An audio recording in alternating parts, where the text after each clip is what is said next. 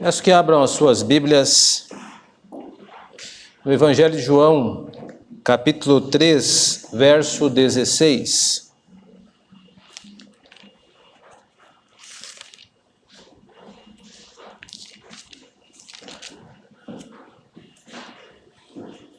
João, capítulo 3, verso 16.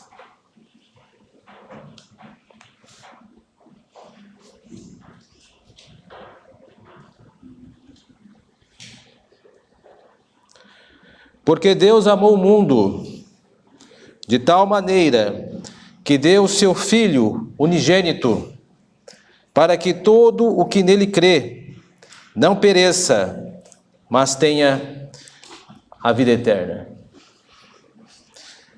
Jesus Cristo. O que vem em sua mente quando você ouve soar este nome? Jesus Cristo. É claro que deve haver um turbilhão de pensamentos, porque a pessoa bendita de nosso Senhor, Jesus Cristo, pode ser apresentado de diversas maneiras. Mas hoje, particularmente hoje, nós vamos nos centrar apenas neste texto. E vamos começar olhando este texto pelo nome que está apresentado, Jesus Cristo. Creio que todos sabem que Jesus é um nome judaico. No Antigo Testamento, a melhor tradução seria Josué, que significa o Senhor salva, Yahvé salva. Mas vamos nos deter um pouco mais acerca da palavra Cristo. Cristo veio a tornar-se um nome próprio, Jesus Cristo, quase como se fosse João do Nascimento ou Maria da Silva. Mas, na verdade, Cristo não é sobrenome. Cristo é um título. Significa o ungido. E no hebraico vem da palavra Messias. E por que ungido? Porque untar com óleo, que esta ideia de ungir, é derramar óleo, era uma cerimônia que demonstrava que era transmitido autoridade sobre esta pessoa e direitos de exercer essa autoridade. E aí eu chamo a sua mente a lembrar-se, por exemplo, das personagens bíblicas que foram ungidas. Eu tenho certeza que você deve lembrar-se de Davi, como Davi foi ungido pelo profeta Samuel, lá no primeiro livro de Samuel, às escondidas do então rei Saul. Samuel foi lá e derramou óleo sobre a cabeça de Davi, ungindo como rei, o futuro rei de Israel, no lugar de Saul. Também chama atenção para a figura de Arão, irmão de Moisés, o primeiro sumo sacerdote na Bíblia, da descendência de Levi, porque nós temos outro sumo sacerdote, um assunto para outra pregação, mas nos detenhamos em Arão. Arão, como sumo sacerdote, ele também foi ungido, e nós temos o Salmo 133 para lembrar isto, né? Quão bom e quão suave é que os irmãos vivam em união, é como óleo que desce sobre a cabeça até a barba de Arão, né? Ou seja, o óleo de unção era também usado para a cerimônia de autoridade, declaração de autoridade dos sacerdotes. E um pouco mais raro, os profetas também, eles eram ungidos também. Por exemplo, quando Elias acha pesada a sua tarefa, lá no primeiro livro de Reis 19, ele se queixa que ninguém o ouve, então Deus diz, não se preocupe, eu escolhi Eliseu para lhe ajudar, então você o ungirá como profeta em seu lugar. Curiosamente, quando Elias passa por Eliseu, não é um registro de unção que ocorre, mas de uma capa que é jogada sobre Eliseu, e ele entende, deixa as suas coisas e segue a Elias como seu auxiliar. Ou seja, embora a unção com óleo seja uma cerimônia que demonstrasse autoridade e poder para fazer um cargo, para executar um cargo ou função como sacerdote, rei ou profeta, nem sempre era algo indispensável Há muitos profetas na Bíblia que não foram ungidos, entretanto foram separados para o ofício de profeta. O que eu quero dizer é que, embora a cerimônia do óleo possa ser opcional, a unção era dada como certa para algumas pessoas separadas para o seu ofício. Ciro, por exemplo, um rei que Deus utiliza para salvar, tirar o povo do exílio, é chamado por Deus como seu ungido, embora nunca tenha sido de fato ungido com óleo, mas isso demonstra que Ciro recebeu a autoridade para fazer a sua função, que era chamar o povo de volta do exílio. Isso está em Isaías 45. Bom, mas o nosso texto de hoje, ele foi escrito em um livro que tem um benefício interessantíssimo e é raro nos livros da Bíblia, que é descrever o objetivo pelo qual foi escrito. Muitos livros da Bíblia não são assim. Por exemplo, o livro aos Gálatas, você não vê um objetivo, Paulo escrevendo, eu estou escrevendo por causa disso e disso, aquilo outro. Não, ele simplesmente escreve, e nós, ao lermos a Epístola de Gálatas e também de Filipenses, nós começamos a deduzir ou a inferir qual tenha sido o objetivo daquela epístola, mas isso não ocorre com o Evangelho de João. O Evangelho de João foi escrito com um objetivo, isso está lá em João 20:31, qual vou citar, que os sinais que foram escritos neste livro foram escritos para que vocês creiam que Jesus é o Messias, o Filho de Deus. Ou seja, tudo que foi escrito no Evangelho de João, ele veio a ser escrito para que nós creiamos que Jesus Cristo é o Messias, o Filho de Deus. E agora, por meio deste objetivo de João, nós devemos olhar para o capítulo 3, verso 16 que nós demos e fazer a seguinte pergunta: o que traz sobre Jesus nesse texto que Deus quer que eu creia? Eu vou repetir, eu preciso olhar esse texto segundo o objetivo pelo qual foi escrito. Ele foi escrito para que eu acredite que Cristo é o Messias, o Filho de Deus, mas eu preciso olhar para especificamente esse texto, em João 3,16, e perguntar o que esse texto traz para que eu creia, para o que quer que eu creia em Jesus, o que eu devo crer de Jesus a partir desse texto. É sobre isso que eu vou falar esta noite, mostrar que Deus quer que nós creiamos de algumas maneiras de acordo com esse texto. Primeiro, Deus quer que eu creia que Jesus Cristo é um dom.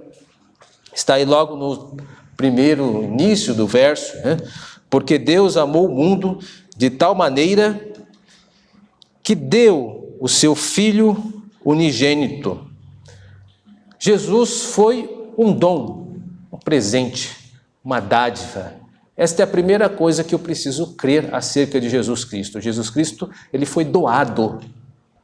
Isto faz-nos pensar na pessoa que o doou. Nossos olhos acabam se voltando para a imagem de Deus que emerge neste texto. E o Deus que nós vemos é o Deus como um pai. Pai doa o seu filho, né? A ideia de doar seu filho traz a ideia de pai. Ele doou, o pai doou o seu filho, e pai nos remete à imagem de Deus, a imagem da família, né? Uma imagem de um homem, uma família nuclear, que ele é pai, tem uma esposa, tem filhos. A figura do pai nos lembra, nos traz esse tipo de memória e nos ajuda a construir que tipo de Deus está agindo aqui. É um pai que dá o seu filho. O pai, figura de autoridade, porque nós estamos falando de um texto escrito na cultura judaica, um patriarcado. Ele entrega o seu próprio filho para alguém. Imagine estas circunstâncias. Eu creio que todos nós aqui fazemos parte de uma família, tenho certeza. Alguns já são até pais ou mães. Eu tenho certeza que se nós fôssemos fazer um sacrifício, nós doaríamos a nós mesmos. Mas Deus, ele vai além e doa o seu próprio filho. A ideia é que nós precisamos olhar para Deus como um pai, o pai de Jesus Cristo. Esta é a primeira coisa que nos diz acerca da pessoa de Deus nesse texto. Ele dá o seu filho, mas não dá qualquer filho, ele dá o seu único filho. Esta é a palavra, a melhor tradução para a ideia de unigênito. O que é unigênito? Significa filho único. Deus deu o seu único filho, o seu filho único. Deus deu o seu único filho. Mas aí talvez alguns possam protestar, mas espere aí, todos nós aqui não somos filhos e filhas de Deus? Afinal de contas, aí nós precisamos pensar um pouco mais acerca disso. Nós sim somos filhos e filhas de Deus, segundo uma categoria, que é a categoria de criação de Deus. Deus é o nosso Pai, no que toca que Ele é o Criador, o nosso Criador, e nós viemos de Deus. Deus criou os nossos primeiros pais, Adão e Eva, e de lá então, em geração espontânea, chegou até nós hoje. Então nós somos desta maneira filhos e filhas de Deus. Isto sim, chamam isto de conceito de paternidade universal de Deus. Neste critério, todos os seres humanos são filhos e filhas de Deus, porque todos foram criados por Deus. Não existe nenhum ser humano que foi criado de uma maneira autônoma, sem Deus estar envolvido no processo. Todos os seres humanos foram criados por Deus, então gozam desta ideia do conceito de paternidade universal de Deus. Mas este conceito não salva. Isso não quer dizer que as pessoas são salvas apenas por serem criaturas de Deus. Mas nós estamos falando de Jesus nesse texto. Portanto, embora nós sejamos filhos e filhas de Deus, nós não somos filhos e filhas de Deus como o texto trata a Jesus Cristo. Jesus Cristo é o único Filho de Deus. Eu acho que há uma outra figura bíblica que nos ajuda a pensar melhor sobre isso, e é a figura de Isaac. Você lembra de Isaac?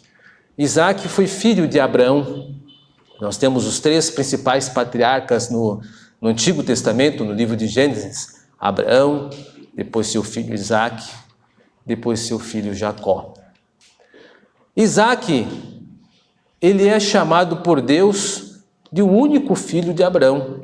Lembra-se disso? Deus pediu para Abraão sacrificar o seu filho.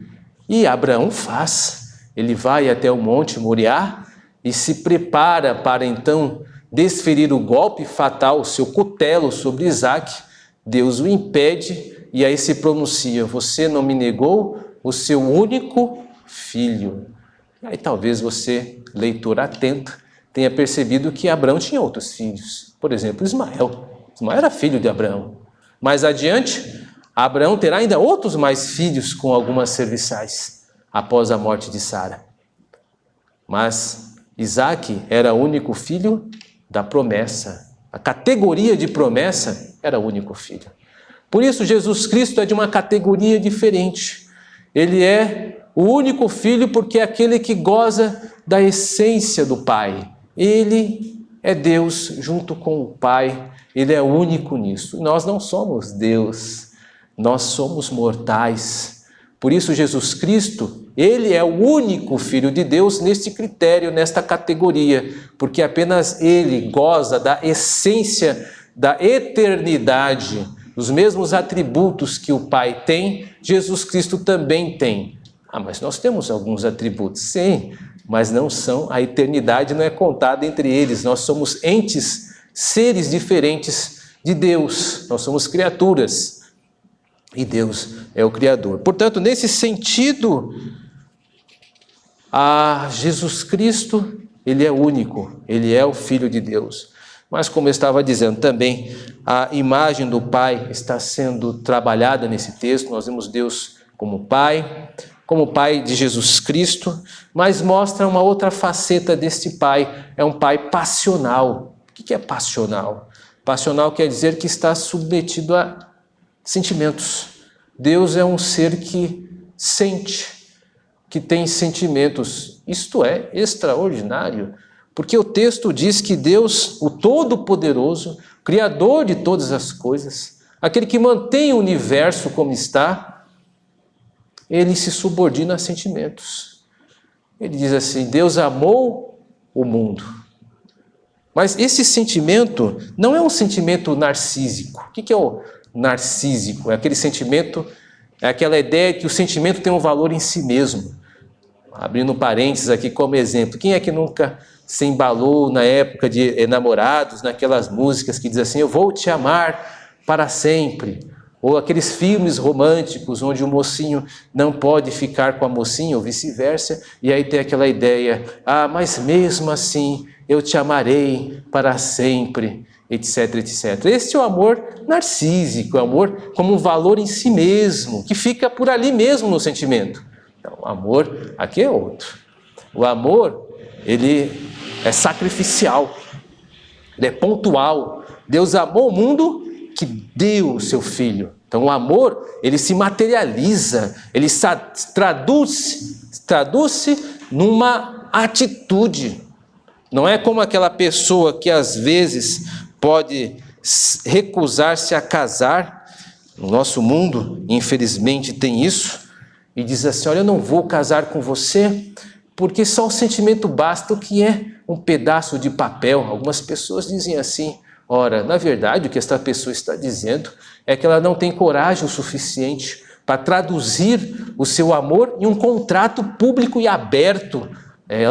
Ela quer se esconder no seu sentimento narcísico, um sentimento que remete à ideia da figura de Narciso, aquela personagem da mitologia grega que olha para o espelho d'água, ama tanto a sua própria imagem que cai na água, afoga-se e daí então nasce aquela flor chamada Narciso. Isso não está na Bíblia, isso é um mito grego, mas que é muito utilizado para demonstrar alguma coisa que se acha bem em si mesma.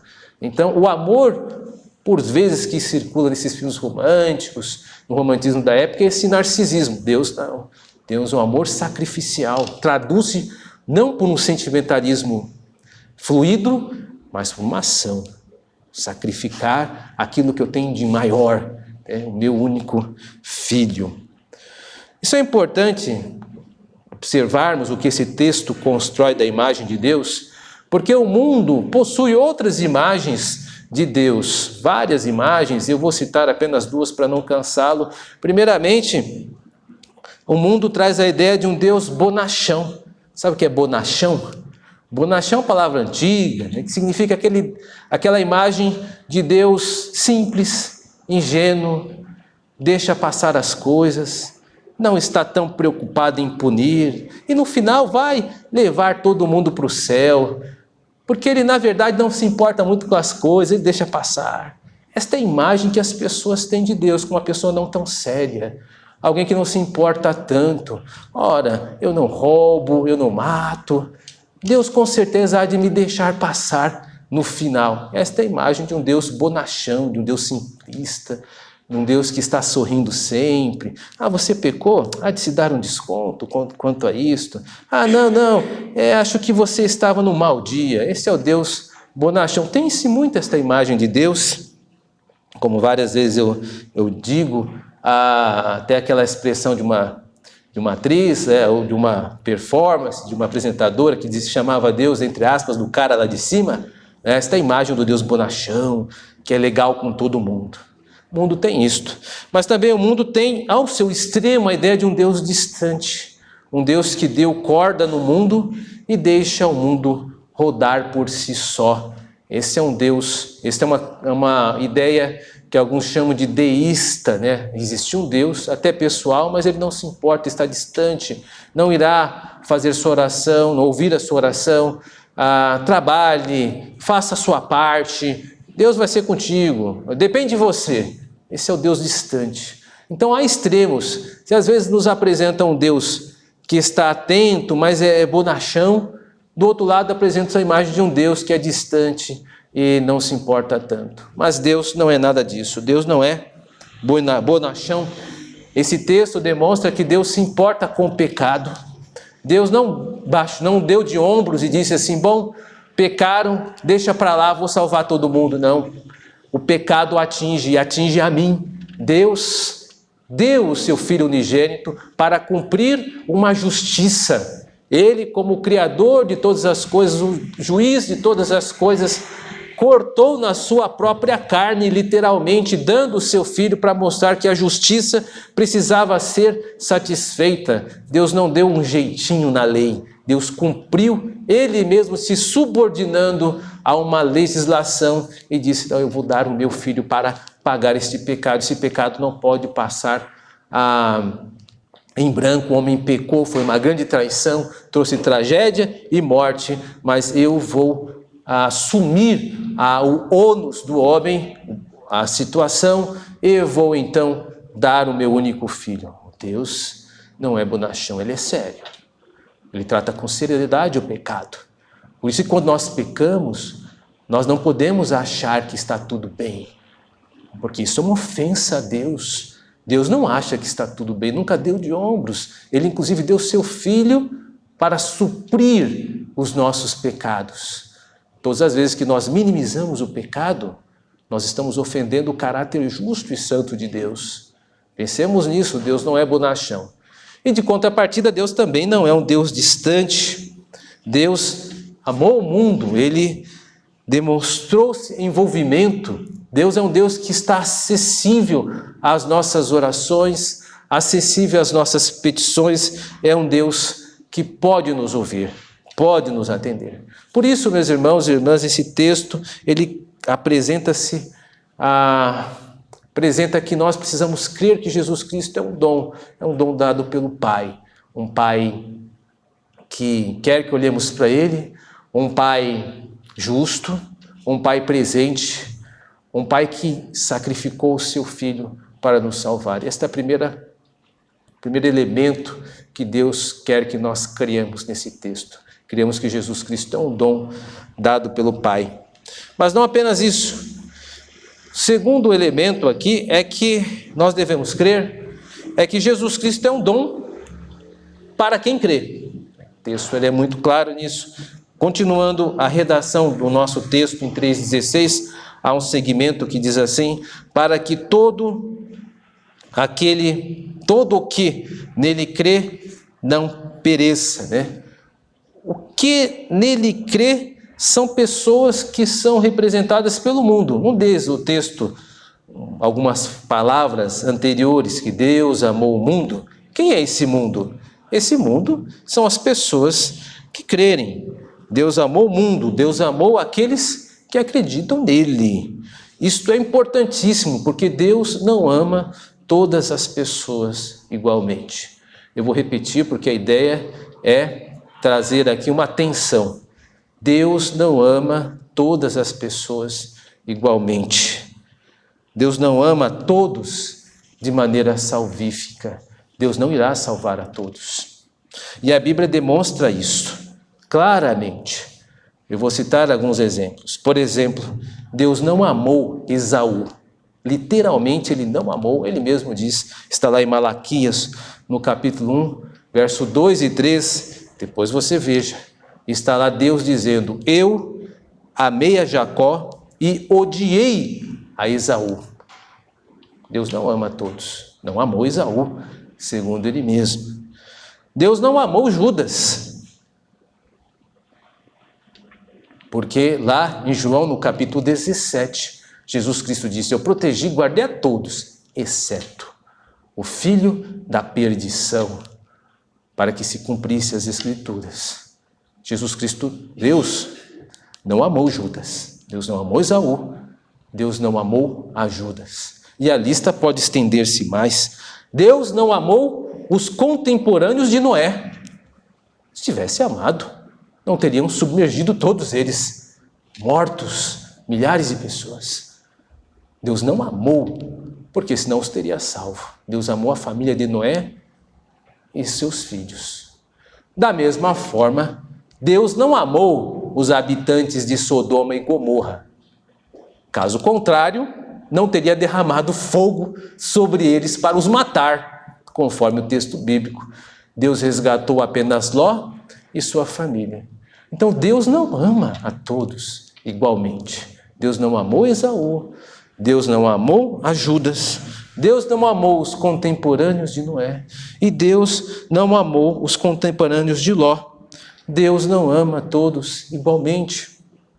Deus ama os seus eleitos, os seus escolhidos. Deus ama aqueles que creem em Jesus Cristo. Foi por esses que Jesus Cristo morreu. Jesus Cristo não morreu por todos. Jesus Cristo morreu por aqueles que creem no seu nome.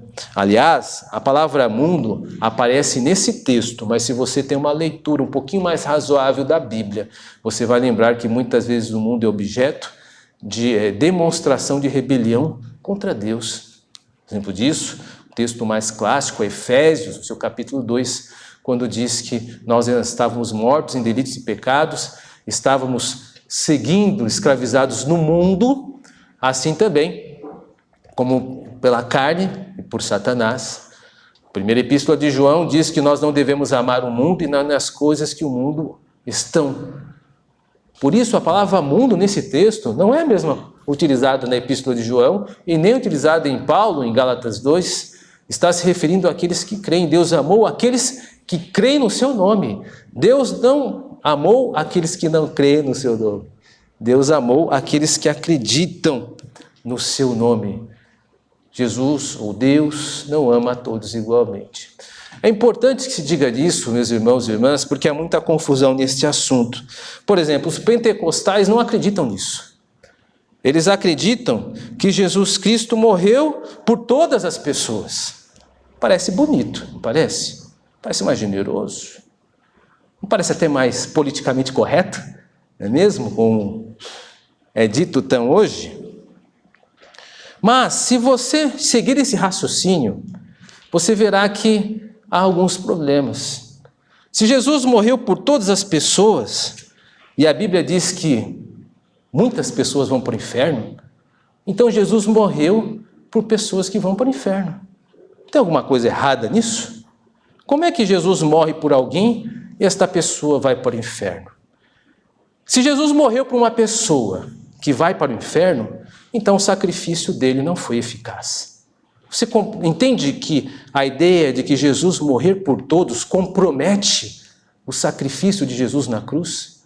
Você está dizendo que Jesus Cristo foi frustrado, uma vez que mais pessoas vão para o inferno do que para o céu. Não é o que o texto diz? Nós lemos, alguns domingos atrás, preguei no texto que fala sobre os dois caminhos, as duas portas, a porta larga e a porta estreita. Não são muitos que vão pela porta larga? Dá-se a entender que são muitos que vão para o inferno. Jesus morreu pelas pessoas que vão para o inferno? Então, ele está frustrado. O sacrifício da cruz não foi eficaz. Isso é o que os pentecostais acreditam. Eles acreditam que Jesus morreu por todos. Por isso, eles não acreditam que Jesus dá a salvação. A salvação no meio pentecostal não é um dom. A salvação é uma possibilidade. Diz assim, Jesus morreu por todos, basta você ir até Ele com fé, e aí então você será salvo. Ah, mas e se eu desviar amanhã? Aí você vai para o inferno. E no dia seguinte, se eu crer? Aí você vai de novo para o céu. E no outro seguinte, você pode, e assim sucessivamente, porque a salvação não depende de Deus no mundo pentecostal. Depende do homem. E aí a pessoa fica em parafuso, porque ninguém aguenta isso, porque todos nós somos pecadores. Eu pequei hoje, muito, infelizmente. Se eu depender de mim, é melhor parar daqui. Por quê? Porque nós somos pecadores. Só que quando eu digo que Jesus morreu por todos, eu frustro a cruz de Cristo. Por isso, aqui um esclarecimento. Os presbiterianos rejeitam o pentecostalismo não é por causa da sua pneumatologia apenas.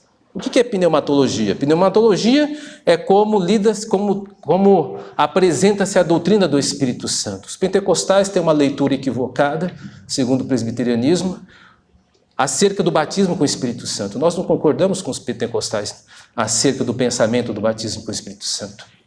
É um equívoco. Mas não é apenas neste setor, porque os pentecostais acreditam que o batismo no Espírito Santo cria um tipo de duas castas na igreja. Existem as pessoas que são salvas, e existem aquelas pessoas que são salvas e são batizadas no Espírito Santo, segundo o pentecostalismo.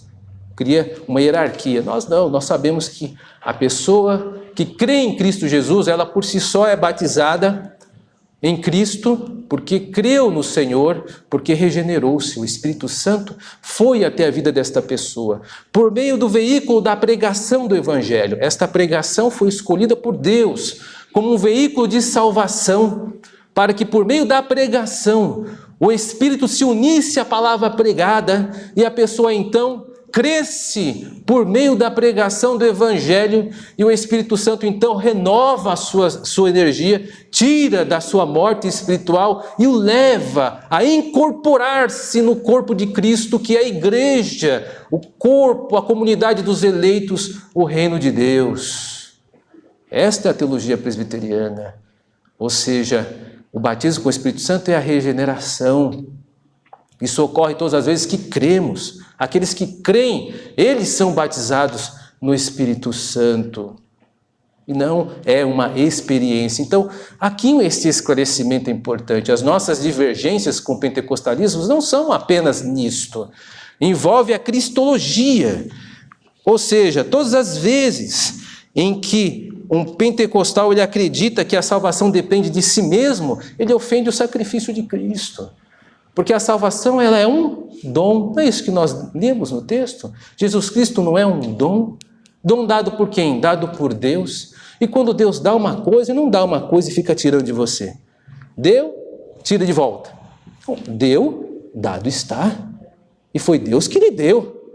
E se Deus deu, dado está. Portanto, Jesus Cristo, ele é um dom dado por Deus, independente, graças a Deus, das nossas forças, porque nós não teríamos forças. Se nós podemos crer, é porque Cristo tem nos mantido junto a Ele por meio da sua graça e poder. Por isso, os nossos problemas com os pentecostais não se dão apenas na pneumatologia, mas na cristologia, na forma como se pensa a teologia de Cristo. Por isso, devemos tomar sempre muito cuidado com os valores pentecostais que, vez por outra, secretamente, alguns podem admirar.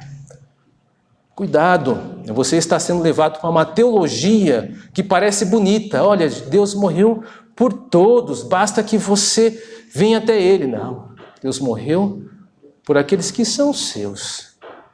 Nós cremos em Cristo e por isso nós somos salvos. Porque esta é a ideia do texto. O texto diz que, a partir da crença em Cristo, nós recebemos o Senhor Jesus Cristo para que não viéssemos a perecer. Que tipo de morte está sendo citada aqui? Aqui é a morte eterna, não é a morte física. Deus está preocupado, esse texto todo gravita em torno de uma preocupação, está orbitando numa preocupação. Deus não quer que você morra. E morrer aqui não é simplesmente falecer o corpo físico, é ir para o lago de fogo e enxofre. Deus não deseja isso para o seu gênero humano, Deus não deseja que a humanidade pereça eternamente. Porque quando nós morrermos, só existem dois caminhos. Aqueles que creem em Cristo irão para o estado intermediário do céu. Irão para o céu, onde Cristo nos aguarda. Estaremos com o Senhor, mas ainda não é o fim. Nós aguardaremos até lá a sua segunda vinda. E então, após a sua segunda vinda, com o juízo de Deus, o julgamento de toda a humanidade, então ficaremos para sempre com o Senhor. O outro caminho é aqueles que não creem em Jesus Cristo, irão para o inferno. E lá sofrerão terrivelmente. E não bastasse isso, vão sofrer até que Jesus volte. Jesus voltando, inaugura-se o juízo. E essas pessoas que sofreram no inferno ainda vão sofrer eternamente no lago de fogo e enxofre. Ou seja, é um destino terrível. Deus não deseja esse tipo de morte. É por isso que o fato de nós crermos em Cristo nos livra da morte eterna. Demonstra que o Espírito Santo nos deu vida eterna, nos deu condições de estarmos com Deus. Nós somos salvos em Cristo. E daí que, por meio de Cristo, é que deriva a nossa salvação. Aí nós somos filhos e filhas de Deus. Não apenas pela paternidade universal, mas agora nós somos filhos e filhas do reino de Deus. Então existe uma outra categoria aqui de filhos e filhas, aqueles que são em Cristo Jesus, reconciliados com o Pai. E aí então você é filho e filha de Deus, de maneira salvífica. Você é salvo por meio de Cristo.